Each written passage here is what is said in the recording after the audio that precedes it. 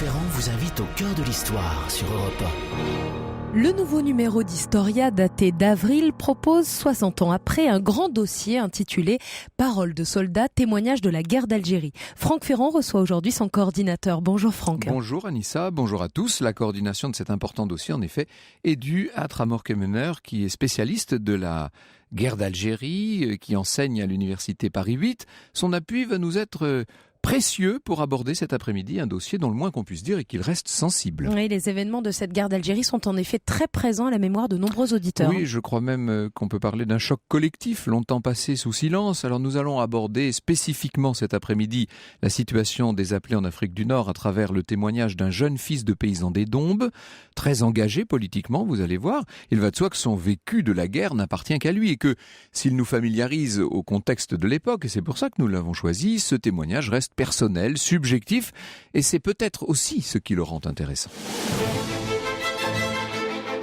Nous sommes donc en Algérie il y a 60 ans, le soir du 9 mai 1958, en Kabylie exactement, sur une route sinueuse. Imaginez des paysages accidentés qui sont en train de tomber dans la nuit. Un convoi français de quelques camions. Il y a une cinquantaine de militaires à bord. Ce convoi vient d'essuyer une attaque de Félaga. Ces combattants de l'indépendance algérienne, le moins qu'on puisse dire est que le feu a été nourri. Il a fallu s'arrêter en toute hâte, tenter de se retrancher dans les abords montagneux. Plusieurs hommes ont été touchés, il y a même des morts. L'attaque a duré de longues, d'interminables minutes. Elle a l'air terminée là, pour le moment. Et on entend les râles des blessés qui résonnent dans l'obscurité.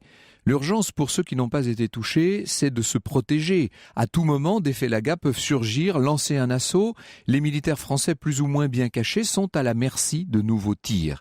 Et parmi ces militaires qui se cachent, qui sont aux aguets, un appelé de 21 ans. Il faut l'imaginer mince, le visage doux, il s'appelle Albert Nallet. C'est un fils de paysan de la Dombe. Donc la Dombe, c'est cette région très particulière entre Lyon et Bourg-en-Bresse. Le voici à présent dissimulé, en retrait de cette route kabyle, à l'affût, aux côtés d'un camarade de combat. L'un et l'autre se sentent si loin de chez eux. Des renforts doivent arriver, non pas par la route, ça ce serait trop dangereux, mais par des chemins. Il va falloir donc patienter dans l'obscurité, rester sur le qui-vive, et soudain, un son inhabituel qui se rapproche. Ce sont des hommes qui marchent en contrebas, peut-être les renforts, mais peut-être des ennemis. Albert et son camarade sont effrayés, il faut le dire. Ils doivent rester concentrés, le plus discrètement possible. Ils préparent leurs armes, tandis que la silhouette des marcheurs devient maintenant visible dans cette semi-obscurité. En un instant, tout peut basculer. Alors Albert suit la procédure prévue. Il lance le mot convenu, « oiseau ». S'il n'y a pas de réponse, il va falloir tirer. Il n'y aura même pas à se poser de questions. On appuie sur la détente. Heureusement, le mot espéré arrive. Bleu. Oiseau, bleu. Albert peut respirer. Ce sont donc bien les renforts. Et cette fois, ils vont s'en sortir pour pouvoir rentrer au camp. Il n'empêche, le convoi compte 5 tués et 7 hommes gravement touchés. Albert vient de vivre un des pires moments de sa jeune vie. Et pour une cause en laquelle il ne croit pas, que dis-je, une cause qu'il rejette pour sa part, celle de l'Algérie française. Il faut en effet vous préciser qu'Albert est communiste. Le lendemain de l'embuscade, parce qu'il ressent le besoin de s'épancher, ce jeune appelé va entreprendre la rédaction d'un journal. Et dès les premières lignes, on peut sentir sa révolte. Je le cite. « J'écris sur ce cahier tout ce que nous faisons. Je le fais pour que la population, mes copains, mes amis prennent plus tard connaissance du travail effectué par l'armée française en Algérie. Ceci afin que ne subsiste plus de malentendus, de mensonges qui font en sorte que cette guerre imbécile et sans issue se prolonge toujours plus meurtrière. Ces pages sont aussi le drame de conscience d'un jeune qui aime la liberté, c'est-à-dire qu'il l'aime non seulement pour lui, mais aussi pour les autres, pour le peuple algérien. Je m'incline bien bas devant les courageux patriotes algériens qui combattent jusqu'au bout au fond d'un oued. » Et l'auteur va plus loin. D'entrée de jeu, il va au bout de sa condamnation de la cause qu'il est en train de servir. « Combien je hais l'armée, écrit-il, armée au service d'un régime le plus éhonté qui puisse exister, la domination colonialiste. » Le moins qu'on puisse dire, c'est que Albert n'a aucune raison de conscience de se trouver là. Et c'est très important cette affaire parce que ça nous met au cœur du dilemme d'un grand nombre de soldats. Évidemment, son point de vue n'est pas partagé par tous ses camarades de combat, il s'en faut. Mais il n'est pas rare, ce point de vue-là, et ça rend la situation de ceux qui pensent comme Albert littéralement cornélienne. Comment accepter de risquer sa vie pour une cause en laquelle non seulement on ne croit pas, mais à la limite une cause qu'on aurait même envie de combattre d'une certaine façon. En ce mois de mai 58, Albert va fêter un anniversaire pénible, vertigineux. Ça fait 1 an déjà qu'il est en Algérie, 1 an qu'il a été arraché à sa vie d'ouvrier dans une fonderie de Villeurbanne, près de Lyon. Son engagement contre la guerre d'Algérie n'est pas né sous le feu des combats, contrairement à ce qu'on pourrait croire. Cet idéal communiste d'Albert est ancré bien plus en amont. Ça fait longtemps qu'il est favorable à l'indépendance de l'Algérie et qu'il milite contre la guerre. Au cœur de son adolescence, il a assisté à la dégradation de la situation de l'autre côté de la Méditerranée, surtout à partir de 1954, vous savez, avec l'intensification de l'engagement de l'armée française, le rallongement du service militaire. Il était de plus en plus inévitable qu'Albert soit appelé à son tour, comme tant d'autres, et comme tous ceux qui ne sont pas revenus et qui ne reviendront pas. Sa convocation date d'avril 1957. Elle a suivi de peu son 20e anniversaire et la destination était l'Algérie sans étape intermédiaire. Dès le 3 mai, il était dans le train pour Marseille, ce qui déjà pour lui, si vous voulez, il faut se remettre dans sa vie à lui. C'est une aventure en soi. Et puis le 6 mai, c'était l'arrivée en bateau dans la baie d'Alger, si célèbre, vue extraordinaire et qu'il ne devait jamais oublier. Puis Albert a été envoyé pour 4 mois de préparation au sein d'un régiment de tirailleurs sénégalais à Fort-de-L'Eau, donc dans la partie orientale, enfin à l'est d'Alger si vous voulez. Et là, il lui était encore possible le dimanche de profiter de permission. C'était les plaisirs de la capitale, les troquets, les belles plages, etc. L'occasion aussi de voir les différents quartiers. Et pour lui, avec cette conscience qui est la sienne et que vous avez comprise maintenant, pour lui de s'indigner des écarts de conditions de vie au sein de la population. Mais cette période s'est vite terminée. En septembre 1957, Albert a pris le chemin de la Grande Kabylie jusqu'à Fort-National, une ville très protégée. On est au-delà de Tizi Ouzou, dans une région montagneuse escarpée. Fort-National n'a été qu'une étape. Sa section ensuite a été envoyée, et très vite, près d'un village nommé Haïtfra. Et ce n'est pas l'endroit le plus exposé, disons-le. L'un des rôles des militaires du campement, c'est de sécuriser les travaux routiers dans la région. Donc on pourrait presque parler d'un deuxième front, si vous voulez. Le quotidien d'Albert, à partir de là, ce sont des tours de garde et des tours de garde et des tours de garde, dont certains sont nocturnes, bien sûr, des patrouilles, des opérations dans un certain nombre de villages au fin fond de la montagne. Ces missions, vite, l'ont exposé à un danger direct. Il a fallu supporter d'entendre lors de certaines missions, je le cite, « citer de vraies balles tout près des oreilles », ce qui, si l'on en croit, donne envie de faire dans son froc, c'est son expression. Et pendant certaines interventions, il y a donc des victimes de part et d'autre, bien entendu. Le pire est encore à venir. Quelques mois plus tard, donc ce 9 mai 58, sur cette route montagneuse, il y a l'embuscade que j'évoquais tout à l'heure, la peur intense, ces 5 morts, un traumatisme pour un jeune appelé qui cette fois a décidé de prendre en note donc tout ce qui lui arrivera au fil des jours. Et c'est comme ça qu'Albert constitue ce témoignage si important pour nous, à travers un regard critique, un regard militant, un témoignage dont certaines pages, vous allez voir, font froid dans le dos. Franck Ferrand vous conte l'histoire sur Europe 1. Alors cet après-midi, Franck Ferrand, vous nous proposez de suivre le témoignage d'un appelé d'Algérie, Albert Nallet. Il a la particularité d'avoir été, avant de partir au combat, un militant contre la guerre, ça on l'a vu avec vous. Alors avant que vous nous racontiez la suite de ces longs mois en Algérie, j'ai quand même une question. Enfin, j'en ai 2 aujourd'hui pour vous. Combien y a-t-il eu d'appelés envoyés là-bas en Algérie et à quel point la mort faisait-elle partie de leur quotidien ? Alors, elle faisait évidemment, c'est une guerre, même si à l'époque on ne veut pas prononcer le mot, bien sûr. Au total, en Algérie, il y a eu environ 1 200 000 appelés. Je parle sous le contrôle de Tramor Kemener, qui nous parlera de tout ça dans un instant. Alors, pour ce qui est de la mort dans leur quotidien, vous imaginez bien qu'elle est là constamment présente. Ce sont des opérations militaires, évidemment. Pour se faire une idée, on peut évoquer le bilan de ces années de guerre, qui d'ailleurs est difficile à établir précisément. Et là, je cite Tramor Kemener. Officiellement, 23 196 soldats français ont trouvé la mort en Algérie. La FNACA dénombre cependant plus de 28 000 soldats tués. Plus d'un tiers des morts du côté français sont dus à des accidents, mais ceux-ci peuvent masquer des suicides ou des comportements à risque adoptés par les soldats dans une situation de tension. Par ailleurs, le nombre de 60 000 blessés du côté français ne tient pas compte des blessures psychologiques largement minorées. Le stress post-traumatique n'a été pris en compte dans le cadre militaire que tardivement, c'est le moins qu'on puisse dire, même très récemment, disons. Alors on va voir à travers les yeux d'Albert Nallet ce qu'a pu être la dureté de ce quotidien des appelés d'Algérie pendant des mois interminables. Son témoignage est aussi intéressant donc pour sa subjectivité politique. Je vous le disais, le printemps 1958 est marqué par une grave insurrection à Alger qui débouche, vous le savez, c'est la fameuse crise du 13 mai, plus ou moins orchestrée par des éléments gaullistes. On ne va pas revenir sur ce tout autre débat, nettement plus politique, et qui aboutit en tout cas au retour au pouvoir du général de Gaulle. C'est bientôt la fin de la 4e et le début de la 5e République. Évidemment que Albert suit tout cela et début juin 58, il écrit « De Gaulle a été investi, il y a donc menace d'allongement du service militaire à 30 mois, mais le mouvement populaire ne sera pas brisé pour autant. Des changements viendront bientôt bouleverser la face des choses et nous libérer du cauchemar. » Autant vous dire qu'Albert ne croit pas en De Gaulle. Il dénonce même des agissements frauduleux au moment du référendum instituant la 5e République. Il faut dire qu'il fait partie, lui, des forces qui encadrent les opérations de vote, en Kabylie, bien sûr.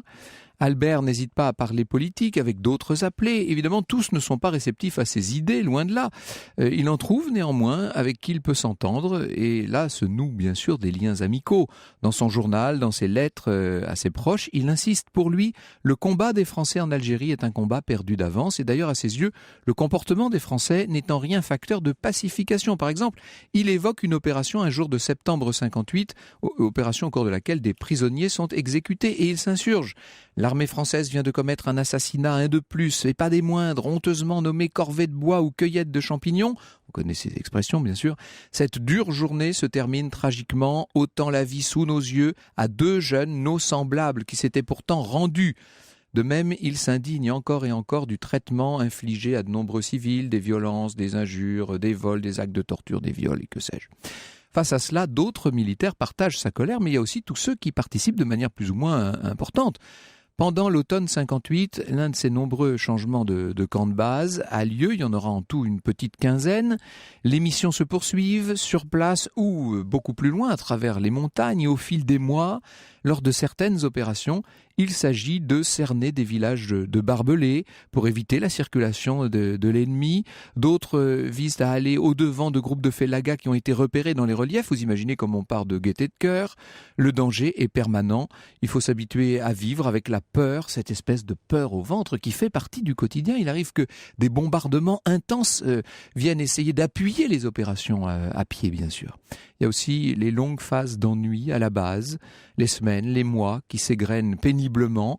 Albert a peu de soupapes pour relâcher la pression, si vous m'autorisez cette image.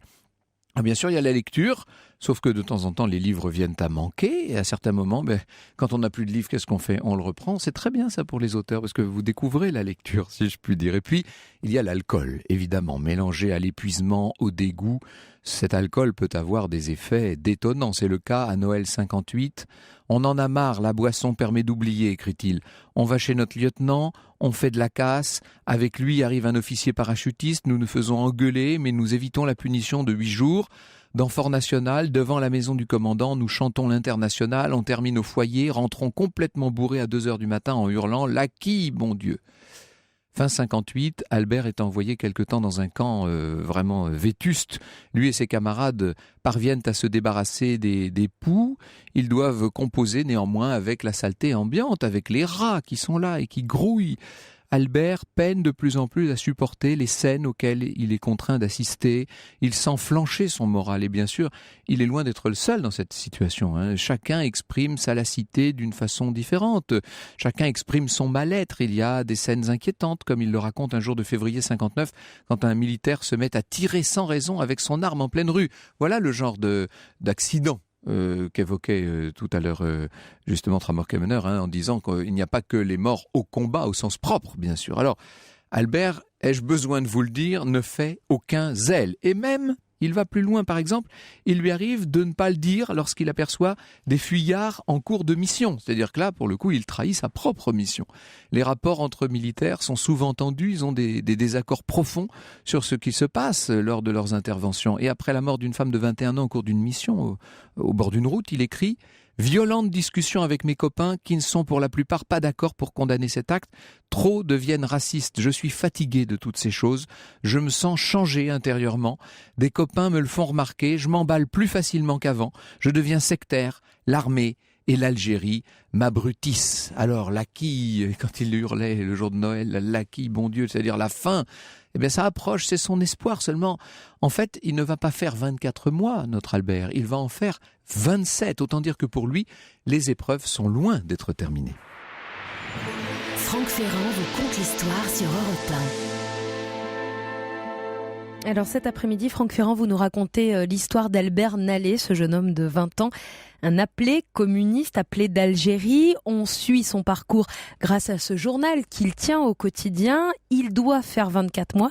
Finalement, il en fera 27. Eh oui, et évidemment, les derniers mois sont comme souvent les plus difficiles. Et vous savez, la guerre, c'est toujours horrible. Et vous ne pouvez pas, dans ce genre de circonstances, ne pas assister à des scènes atroces. Et pendant le printemps 59, il y en a des scènes terribles. La torture d'une dame âgée et même un viol collectif. Et Albert écrit « Acte du plus vulgaire sadisme s'il en est. Beaucoup de gars sont écœurés. Cependant, d'autres rient. Le capitaine laisse faire, reste impassible, indifférent, raciste jusqu'au dernier degré. Il est désespéré, cet Albert. Il compte les jours. Il se sent très fragile. Il voit bien que son psychisme est en train de céder. Et les militaires sont amenés de temps en temps à nouer des liens avec les populations. Et alors là, ça, il nous en donne le témoignage également quand il est au contact de populations. Voilà une rencontre, par exemple, qui a marqué le jeune appelé. Je discute avec une famille, un petit gosse me sert d'interprète. Lorsque je dis à la femme que j'effectue mon 24e mois d'armée, elle éclate en sanglots, me disant qu'elle a 2 fils en France. Votre mère doit pleurer, vous êtes gentil et vous ne faites de mal à personne, dit-elle.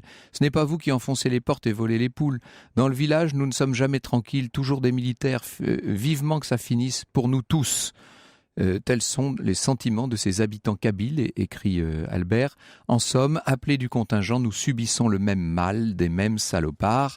En mai, il a droit à un petit séjour à Alger, occasion de se reposer un petit peu. Il faut vous dire qu'il n'a eu qu'une seule vraie longue permission l'année précédente, au cours de laquelle il a pu retourner quand même quelques semaines auprès de ses parents. Et ces quelques jours à Alger, c'est vrai, lui font du bien. Il est accueilli chez une riche européenne qui propose son beau domaine, qui le met à la disposition de l'armée. Et il se balade dans Alger, il va beaucoup au cinéma, il sera en bordel aussi. Mais quand il faut retourner en Grande Kabylie, là c'est vraiment pénible. Il le sait, il n'en faudrait pas beaucoup pour déraper, si vous voyez ce que je veux dire. Mais il faut s'accrocher. En juin, c'est confirmé, il n'y aura plus que quelques semaines et ça c'est le bonheur, encore un peu de patience. Enfin début août, il va quitter le port d'Alger sur un bateau. Il n'hésite pas alors à jeter par-dessus bord cette médaille militaire qu'on vient de lui remettre. Albert ne laisse pas tout à fait l'Algérie derrière lui. Laki s'est vite dit, écrit-il, je ne m'en tirerai pas comme ça. Les 27 mois passés là-bas m'ayant profondément marqué, véritable cassure comme une rupture à ma vie civile où je suis brusquement propulsé avec l'impression de débarquer sur une autre planète. La Vespa et la 2 chevaux commencent à supplanter la moto. Dans les bals, on danse maintenant le rock'n'roll, le twist, le cha-cha-cha, la bamba. Et dans la foulée d'Elvis Presley débute la déferlante de la nouvelle vague de la génération de Salut les copains. Johnny Hallyday ch'entretient la nuit, l'idole des jeunes, Françoise Hardy, tous les garçons et les filles de mon âge. Sheila, l'école est finie. Comme tout cela me paraît futile, dérisoire, il me faudra du temps pour reprendre une vie normale et me joindre à la lutte pour imposer la paix en Algérie. Bonjour Tramor Kemner, merci beaucoup d'être avec nous cet après-midi. Bonjour, merci. Nous avons choisi avec Pierre-Louis Lancel ce récit d'un appelé un peu particulier puisque lui est radicalement opposé à la guerre. Nous avons un message, Anissa, oui. de quelqu'un dont le père et l'oncle étaient justement communistes et qui ne partage pas les points de vue d'Albert. C'est ça exactement. Kivala Lamba qui a écrit sur la page Facebook « Mon oncle et mon père ont fait la guerre d'Algérie et tous les deux dans des régiments de mêlée, commando de chasse et infanterie de marine. Ils étaient communistes tous les deux mais avant tout patriotes. Oui, c'était pas incompatible à l'époque et bien qu'ils comprenaient le combat légitime des Algériens à l'indépendance, conscience. Ils se posaient pas de questions dans les rares fois où ils en parlaient. Alors s'il y a tous les points de vue possibles et tous les états de conscience, c'est tout à fait normal et c'est toujours comme ça dans des guerres où le contingent est appelé, bien sûr. En revanche, on peut dire que tout le monde a partagé une même chose qui est la peur. C'est ça qui ressort de tous ces témoignages d'appelés d'Algérie. Hein. Oui, Enfin, quand je dis d'Algérie, disons d'Afrique du Nord, au sens large. Tout à fait, effectivement. Au départ, on est sur une véritable guerre en Afrique du Nord.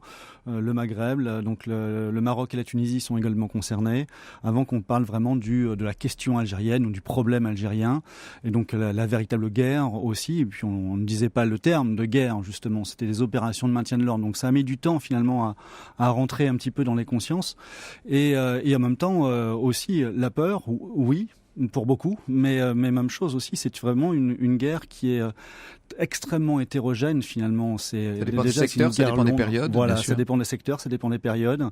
Il y a des personnes qui ont été véritablement isolées et très tranquilles, donc qui n'ont eu aucun problème. Et d'autres au contraire, comme Albert Nallet, qui a vécu quotidiennement la peur, et vraiment la peur de l'embuscade, des tirs isolés, des tirs de harcèlement, des choses comme ça. Donc c'est vraiment une guerre très hétérogène et très longue justement, et qui en fait véritablement des changements qui ont pu s'opérer au fur et à mesure.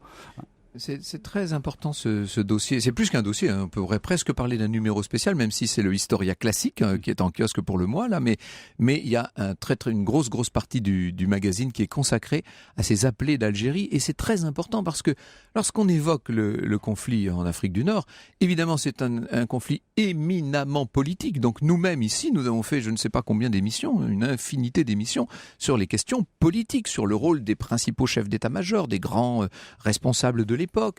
Nous avons évoqué aussi bien sûr le sort des populations autochtones, des pieds noirs.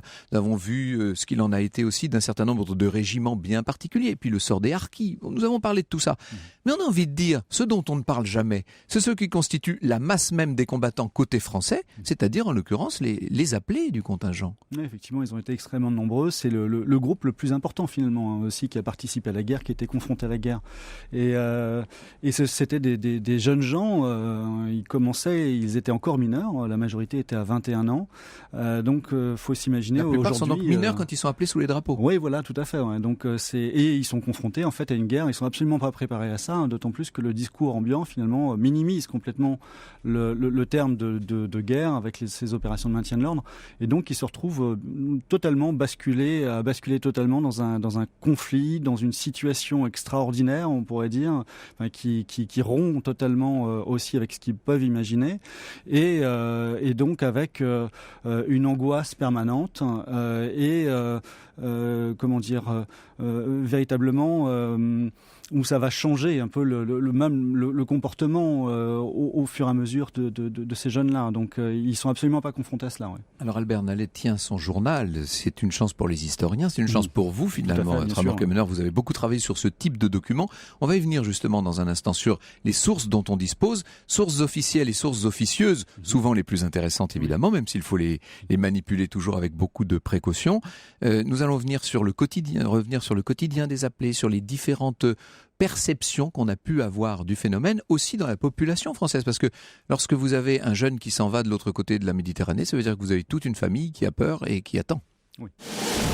Europe 1, au cœur de l'histoire. Franck Ferrand. Nous sommes au cœur de l'histoire de ces appelés d'Algérie avec Albert Nallet, dont on suit le parcours grâce à son journal. Vous recevez Tramor Kemener. Franck Ferrand, il est enseignant à l'université Paris 8, spécialiste de la guerre d'Algérie, et il a préparé et coordonné le dossier Paroles de soldats, témoignages de la guerre d'Algérie, un dossier paru dans le dernier numéro d'Historia, le numéro d'avril, qui est en kiosque actuellement. Avec tous les aspects, c'est un dossier très riche, très fourni dans ce numéro d'Historia. Alors, justement, quels sont les éléments dont on dispose pour établir le quotidien, pour essayer de retracer le vécu de ces appelés d'Algérie, Tramor Kemener? Alors il y a tout d'abord les archives publiques, oui. donc les archives des ministères qu'on peut maintenant qui sont de plus en plus ouvertes. Certaines sont classifiées encore. Enfin, moi, quand j'étais au ministère de la Défense, je me rappelle que pour ce qui était de l'Algérie, on ne pouvait rien voir. Ça a changé un peu. Ça a changé. On va dire depuis 2012, ça commence vraiment à changer, mais il y a encore des papiers qui, pour protéger la vie privée, en règle générale, sont encore sous dérogation. Et donc, au-delà de ces archives militaires, les archives nationales des différents ministères, il y a également toutes ces archives privées que l'on peut retrouver et qui sont dans les tiroirs chez chacun d'entre nous, dans les familles, dans les greniers, et qu'on a un peu oublié parfois, ou alors auquel, au contraire, on va tenir précieusement, parce que c'est un moment important évidemment que cette vie en Algérie pendant 27 mois, 28 mois. C'est toujours un peu délicat d'établir des comparaisons, mais on doit pouvoir en faire avec les fameuses paroles de Poilu de Jean-Pierre Guénaud et de cette enquête incroyable qui a eu lieu en 1914 pour retrouver les témoignages des combattants de la Grande Guerre, de la Première Guerre mondiale. Alors là, ils sont... J'allais dire moins nombreux. Cela dit, ils sont quand même très nombreux. Combien en tout d'appelés du contingent concernés par ces événements d'Afrique du Nord ? 1,2 million, plus 200 000 rappelés, donc ça nous mène quasiment à 1,4 million, un peu plus. Et en totalité, à peu près 2 millions de soldats en fait qui ont participé à cette guerre. Donc tout le monde n'écrit pas. Il y a des grands écrivains, on va dire. Il y a des personnes qui écrivent beaucoup moins ou des mots qui sont beaucoup plus rapides. Mais ça fait comme une masse de personnes, effectivement. Et en plus, c'est l'avantage aussi, on va dire, entre guillemets, évidemment, avec tous les guillemets nécessaires, c'est que ce n'était pas une guerre, justement. Donc on n'avait pas non plus, au contraire de la Première Guerre mondiale, la censure qui était établie de manière aussi rigide et aussi stricte. Donc c'était considéré comme des événements de police ou de maintien de l'ordre, c'est voilà, ça l'idée, exactement. Ouais. Donc finalement, il y avait de la censure qui existait, mais il y avait aussi de l'autocensure, peut-être parfois plus d'autocensure que de véritable censure, parce que les gens pouvaient écrire finalement ce qu'ils voulaient. Ça passait souvent, finalement, sans qu'il y ait de véritables difficultés. Et il a fallu attendre, on va dire, un demi-siècle pour que le sujet devienne un sujet de fiction, de roman, de film. Il y a eu des films, mais enfin rares. Tout ça est au compte-gouttes, si je puis dire. Comme si c'était un sujet sur lequel on ne veut pas aller, en fait. Oui, tout à fait.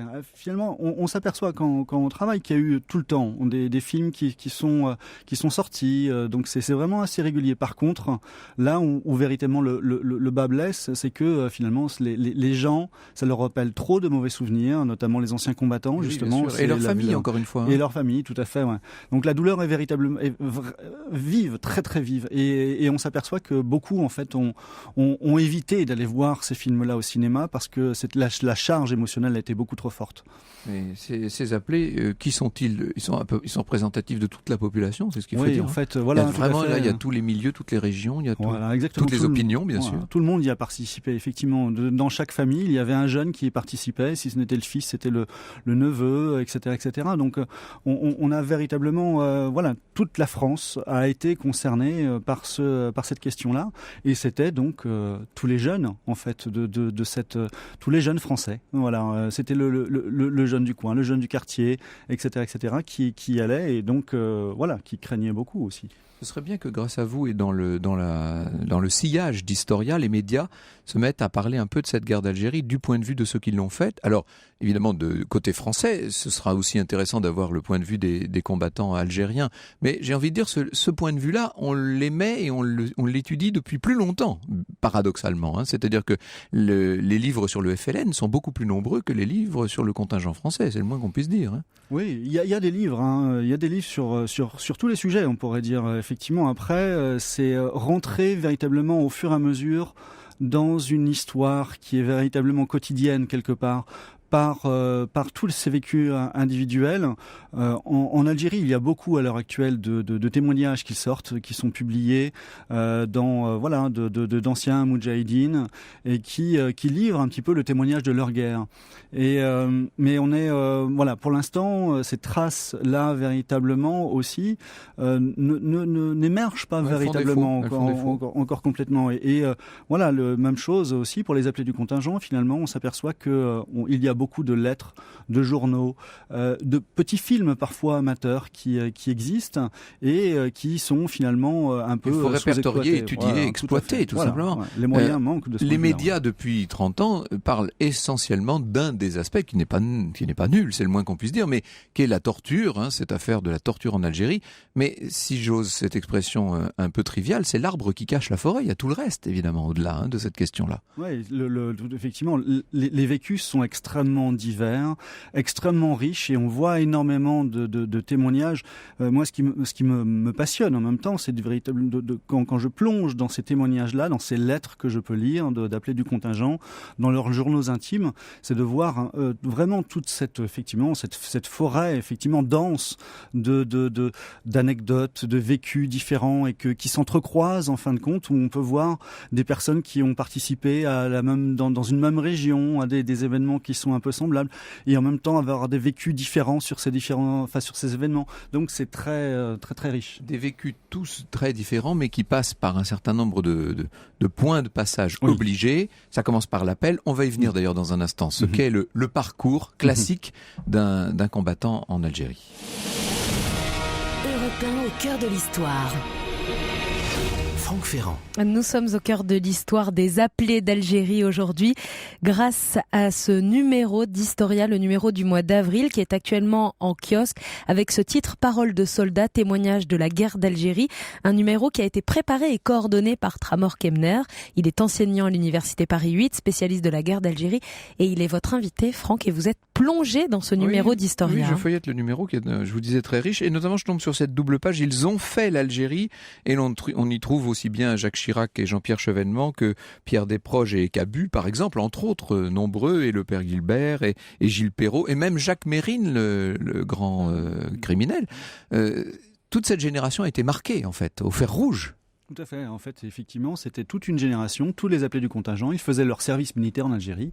Ils étaient appelés là-bas, sauf de très rares exceptions, on va dire. Donc, ils ont tous, qu'ils soient connus, qu'ils soient connus dès ce moment-là, ou qu'ils étaient parce que certains soient devenus connus après. C'est le cas du fils de Pierre Brasseur, par exemple, Claude Brasseur, le comédien qui était déjà connu, lui, à l'époque, où il y en avait d'autres, d'ailleurs, Eddie Mitchell. Oui, tout à fait, effectivement. Et donc, ils se sont retrouvés, effectivement, à participer à cette guerre. Alors, parfois, voilà, pour Eddie Mitchell, par exemple, plutôt sur la fin de la guerre, également pour Jean-Pierre Chevènement, mais pour d'autres, c'était un peu plus au départ aussi, Jacques Chirac, par exemple, et avec des vécus qui sont complètement différents. Jacques Anquetil, par exemple, lui, s'est retrouvé,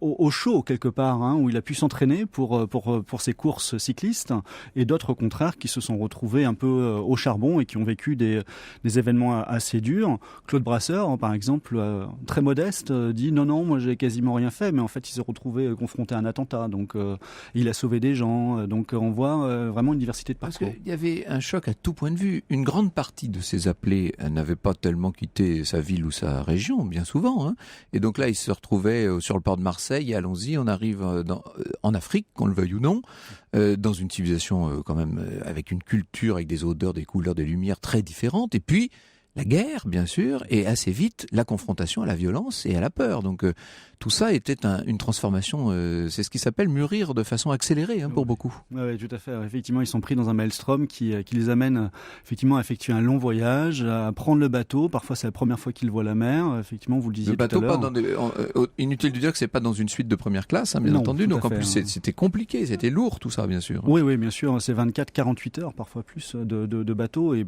parfois à fond de cale, donc dans des conditions parfois très houleuses, on va dire. Donc c'est très compliqué. Et effectivement, après, c'est le choc de l'arrivée, et très rapidement, en fait, en fin de compte, avec en plus la propagande qu'il peut y avoir du côté aussi français, pour mettre en condition un petit peu les soldats, parce que au début de la guerre, il y avait beaucoup d'impréparation, les soldats faisaient un peu n'importe quoi, etc. Et il a fallu leur dire non, vous êtes là pour faire la guerre. Donc ils ont été confrontés à des images très dures dès ce moment-là, pour essayer de les mettre en condition et de dire qu'il fallait faire attention à la population, etc. Donc Donc finalement, très rapidement, ils sont baignés dans cette atmosphère de guerre, de peur, et vont être envoyés un peu partout sur le territoire algérien, avec des lieux effectivement plus durs que d'autres, les pitons isolés complètement en Kabylie, comme Albert-Nalais, dans les Aurès évidemment, qui reste un des lieux emblématiques aussi, ou bien dans différents endroits, ça peut être le Grand Sud, etc., etc. Nous avons pas mal de réactions, Anissa, à cette émission. On a beaucoup de messages. Alexandre nous dit « Mon grand-père maternel avait 21 ans en 58, il est parti combattre en Algérie, il n'en parlait jamais par la suite. » Et puis Christian qui, sur Twitter, témoigne lui aussi « Fils d'un appelé parti pour 28 mois en Algérie, nous sommes nombreux à avoir entendu parler de ce pays durant des soirées où nos pères raconter entre cette guerre. J'ai des souvenirs de mon père et de ses copains de régiment, comme il disait. » Oui, en fait, on se rend compte que les enfants, les petits-enfants, bientôt les arrière-petits-enfants, s'intéressent à la question et sont surpris du silence de ceux qui ne parlent pas. Oui, tout à fait. C'est une véritable question, effectivement. C'est qu'est-ce que nos grands-pères, nos pères et nos grands-pères ont fait et pourquoi ce silence est tellement pesant. Et on s'aperçoit bien, effectivement, qu'il y a un questionnement aussi de la part de la société française par rapport à tout ce passé-là, finalement. Que ce soit des enfants, d'ailleurs, d'appelés du contingent, mais également d'autres catégories comme les pieds noirs ou les enfants de harkis, les enfants d'immigrés algériens. Ou les déracinés, bien sûr. Voilà, tout à fait. Donc, il y a beaucoup, en fait, de silence pesant et c'est pour les enfants et petits-enfants d'appelés du contingent, le silence, c'est véritablement la question qui est présente, qui est complètement prégnante. Et on s'aperçoit bien, effectivement, qu'ils ont été confrontés à des situations très dures. Il y a des cauchemars. Parfois, les enfants ont vécu avec les cauchemars de leur père, leurs épouses aussi, bien entendu. Oui, et les fiancés et les épouses, bien sûr. Oui, tout à fait. Et pour ça, aucune explication, finalement. Et quand des choses doivent sortir, finalement, non, c'est encore et toujours ce silence. Et on sent qu'il y a un poids très lourd dont il faut aussi se libérer et qui est intéressant aussi à travailler, justement, et qui est véritablement intéressant à travailler aussi dans cette transmission intergénérationnelle pour essayer de régler un petit peu ces questions-là. Et justement, l'histoire orale et ce que l'on appelle un peu la micro-histoire sont au cœur de cette approche. C'est-à-dire que, encore une fois, le numéro que vous nous proposez, Tramor Kemener, n'est pas consacré aux grandes affaires d'état-major, aux différents plans de pacification de l'Algérie, etc. Bon, ça, on connaît ce sujet, mais là, nous entrons dans l'épaisseur et dans le quotidien, si je puis dire. On descend dans le quotidien de ceux qui ont fait cette guerre. Et c'était très important de le faire, je crois, avec en plus un intérêt tout particulier en ce qui vous concerne pour tous ceux qui refusaient la guerre aussi, parce qu'ils sont nombreux quand même. Oui, tout à fait. C'est votre sujet d'étude de départ, ça. D'ailleurs, oui, tout à fait, effectivement. Ouais. C'était un petit peu de voir les résistances qu'il pouvait y avoir à cette guerre-là. On s'aperçoit effectivement que beaucoup de jeunes appelés du contingent n'étaient pas forcément favorables à participer à la guerre. Et on se rend compte que la population française aussi a été de plus en plus réticente finalement tôt et a opposé un petit peu une sorte de résistance passive à cette guerre-là, qui a été crescendo. Et donc, effectivement, la situation n'est plus du tout la même entre le début de la guerre et la fin de la guerre. Et à la fin de la guerre, les années 60-62, on sent véritablement une envie de sortir de cette guerre-là. Les gens ont envie de se débarrasser. Et donc, au fur et à mesure... l'oublier au plus vite. Et de l'oublier au plus vite, tout à fait. Ouais. Et donc, on a également des mouvements d'opposition qui existent de la part des soldats du contingent.